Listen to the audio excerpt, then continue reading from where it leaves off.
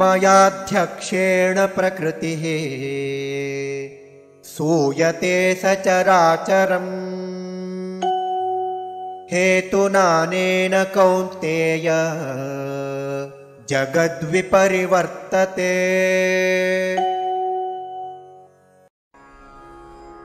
मया अध्यक्षेण प्रकृतिः सूयते सचर अचरम् हेतुना अनेन कौन्तेय जगत् विपरिवर्तते। मयाध्यक्षेण प्रकृतिः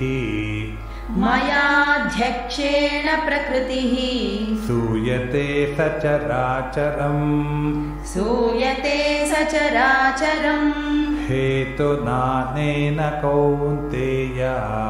हेतुनानेन कौन्तेय जगद्विपरिवर्तते। मयाध्यक्षेण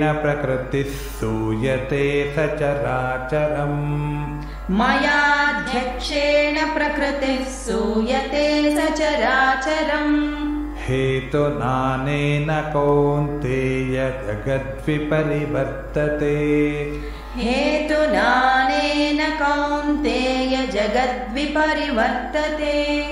मयाध्यक्षेण प्रकृतिः सूयते सचराचरम् हेतुनानेन कौन्तेय जगद्विपरिवर्तते। मयाध्यक्षेण प्रकृतिः सूयते सचराचरम् हेतुनानेन कौन्तेय जगद्विपरिवर्तते।